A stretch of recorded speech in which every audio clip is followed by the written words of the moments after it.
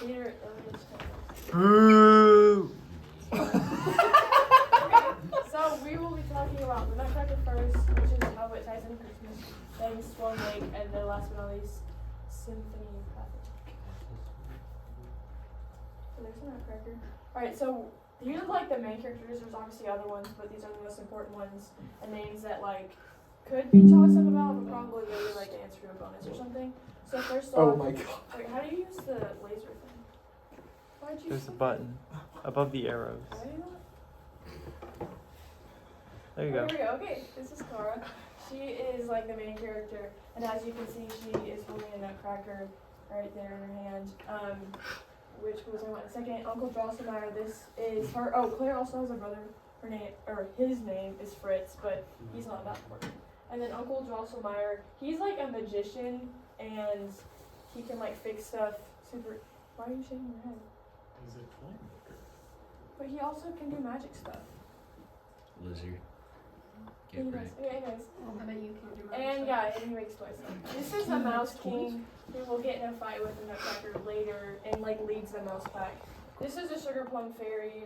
They have like a little special dance at one point in the ballet.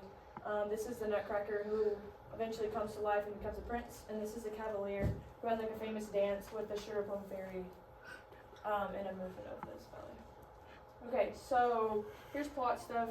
It's kind of like a book. It just has like a basic storyline, but if you were to watch the ballet, you probably would be hard to tell that. Sorry.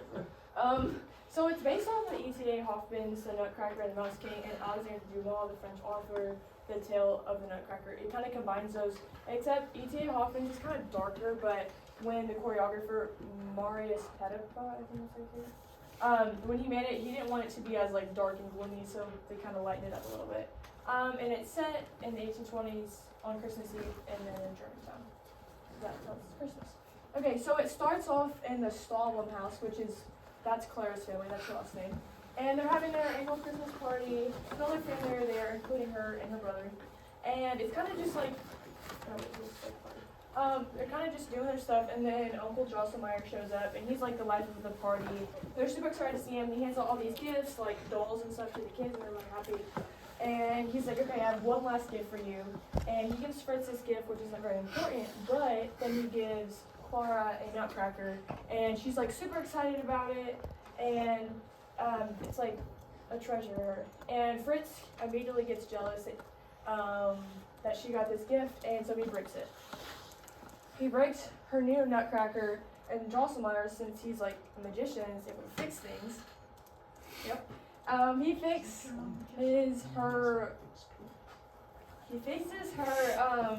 nutcracker, and then it's getting late, the party comes to an end, and as they're going to bed, Clara like wants to go check on her little nutcracker, make sure it's okay, and she falls asleep next to the tree with it in her arms. So that's, actually, it's all basically Act 1, I think there's like a little part that's Act 2. So the next is the fight scene. So she's like sleeping, whatever, it becomes midnight, and a bunch of stuff starts happening. Like the tree that she's laying next to becomes giant, all the toys come to life, and then mice begin like flooding into the living room, led by the Mouse King. You know what this is, so yeah. And the Nutcracker also awakes and like becomes a prince, and here's the Mouse King with all of his little toy soldiers, and the Nutcracker and the Mouse King have a fight, but the Nutcracker loses. He's not as like equipped, I guess you could say, as a Mouse King. But Clara is like, oh no, what do I do? And she has like a slipper on, and she just throws it out at the Mouse King, and distracts him, and then he dies. Yeah. And then the little mice take him away. So then the next is the snow scene, and the Nutcracker and the prince, they like travel to this land of snow, and then there's this like dance of the snowflakes or waltz of the snowflakes or something like that, and they have this little magical moment. So this is the only part of Act 2, and it's the Kingdom of the Sweets. So the prince and Clara arrive, and they meet the Sugar Plum Fairy, and then he is so grateful for Clara for saving his life, and so the Sugar Plum Fairy gives Clara this crown, and they have all these kinds of dances, which I'll talk about in a second because they'll come up in the gossips. And then in the finale, there's the Cavalier. Him and the Sugar Plum Fairy do a pas-de-deux, which is a type of dance that's just like two people together. And then it's the end of the night. Clara goes back home, and she like wakes up and was like, "Was that all real or just a dream?" And yeah, that's the end of it. So here's some famous dances. We'll watch one in a second. First off is the dance of the Sugar Plum Fairy, which is this one. And then the Kingdom of Sweets. During that time, there's a bunch of these dances, all from like different countries, and they all have like this one's a tray bag. That's just a famous Russian dance. It's also in like Stravinsky stuff. So if you hear that, don't immediately think. But if it's talking about like a ballet, it's probably that.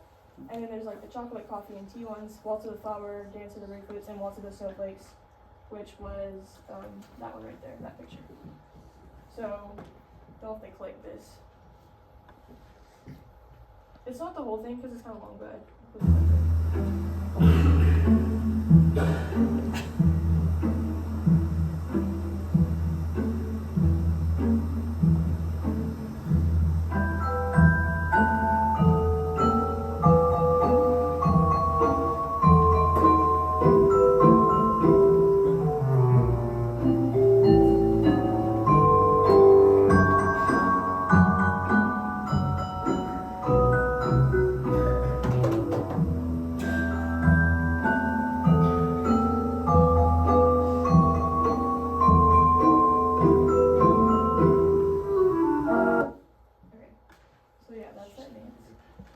I think that's like the most famous one from that ballet.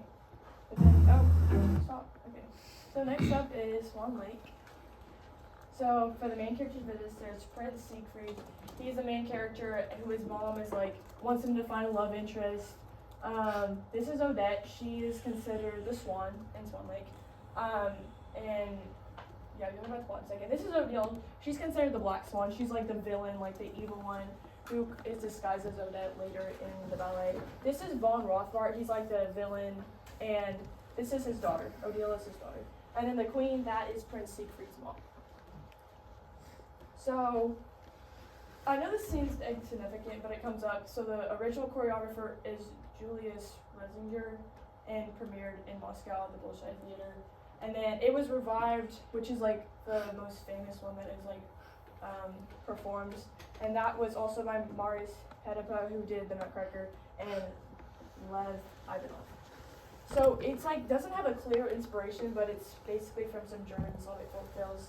And it was like considered a failure at first, but it became like one of the most popular ballets. So Act 1, it's called the Lakeside Part by the Palace. It's Prince Siegfried's 21st birthday, and his mom, the queen, gives him a crossbow and is also like, hey, you've been single forever, you need to find someone to marry. And so she's like, tomorrow night, I'm gonna have a ball, and I'm gonna bring all these different princesses, and they're gonna like, see if they can impress you, and you need to pick one out, essentially. And he's like, I'd rather not, I'd rather just drink and hang out with my friends, and, which honestly, no.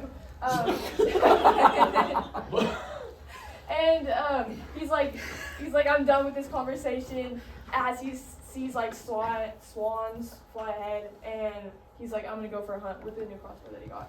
So he goes out with his friends, and he sees like this perfect swan that he's gonna kill, and boom, all of a sudden she turns into a princess named Odette.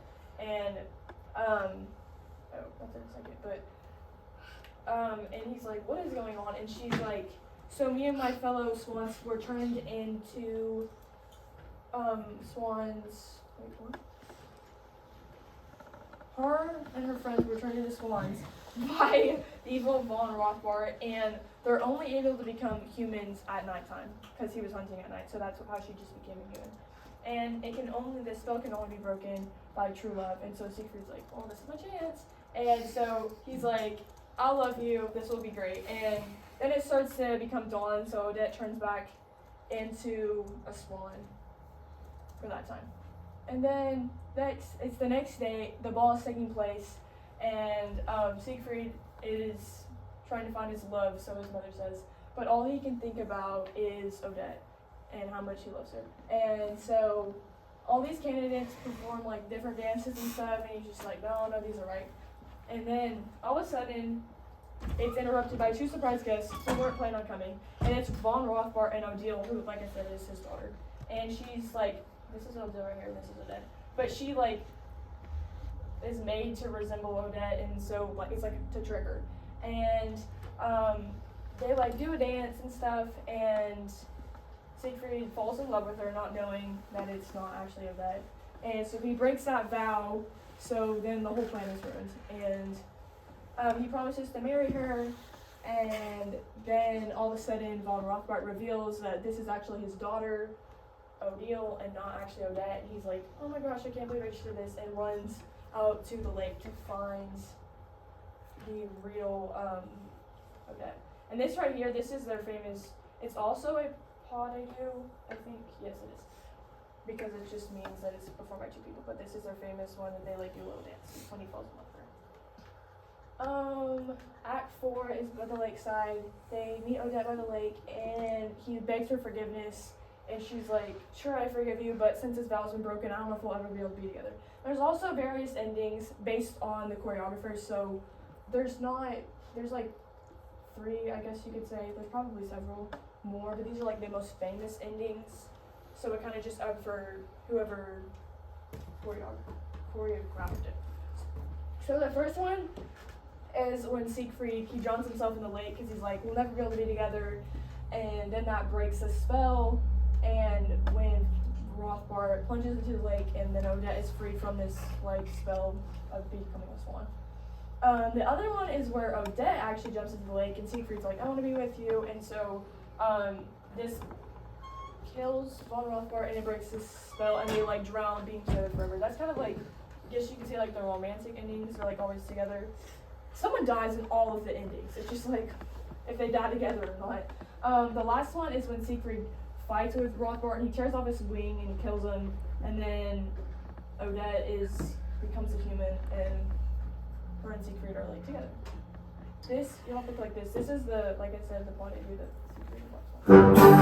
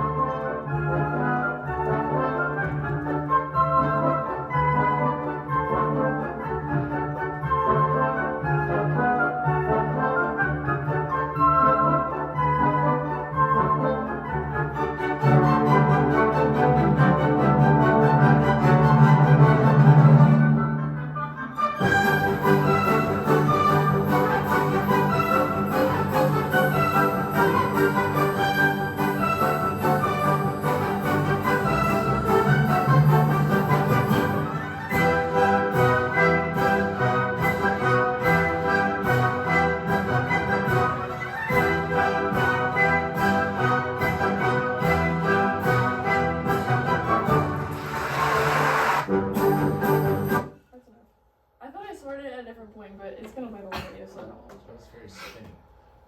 What? It's very spinny. Oh yeah, they were just going back and forth, I guess, like trying to impress each other or something. I don't know. So the last one we're talking about is Symphony Number 6, nicknamed Pathétique. So this is Tchaikovsky's final work. It was actually like finished right before he died. It also shares its name. Beethoven has an 8th piano sonata called Pathétique. So sometimes they'll just toss up Pathétique and it'll like talk about clues from both of those works. It actually wasn't supposed to be called that. He meant for it to be like passionate or whatever. And there's the word in Russian that says that. And they thought it looked like Pathétique when it was translated, and so that's how it became. And the name just stuck.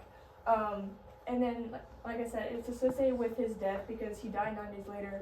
And they didn't know if whether he was like, I guess he had like cholera or something, so they thought maybe he died from that, maybe he was suicidal, also maybe it was because like he was like homosexual and they were like maybe he's going through a crisis and he committed suicide. So they don't really know why he died, but it happened right after his death, so it's really associated with that. And then also borrows themes from a Russian Orthodox requiem. So movement 1, these are the names. This one, this one, this one, and this one, like what they're called, and those ones sometimes be tossed up. There's not like a ton of clues aside from like telling you notes that appear, but that seems pointless. So, but the first movement is called Adagio Allegro non troppo, and it's the beginning is a solo bassoon, and sometimes a bass clarinet plays it, but that comes up eventually. It starts with a solo, and it's marked 6 P's, which means like not pianissimo, but like very, very, very, very soft. Super nice. Easy. Movement 2 is called Allegro con grazia, and this is where it features a limping waltz. I never knew why it was called that, but I guess waltzes are normally 3/4 time. So since it's in 5/4, it's like kind of offset, I guess you could say. So they call it the limping waltz. And we'll listen to that in a second. It just sounds like a regular piece of music, but whatever. I thought it was gonna be something special, but it's kind Well, of basic. Yeah, because whenever you dance, you go 1, 2, 3, 1, 2, 1, 2, 3, 1. Like instead of dancing as a waltz, it's a waltz, then a limp, then a waltz, then a limp. Yeah. So So we'll listen to that in a second.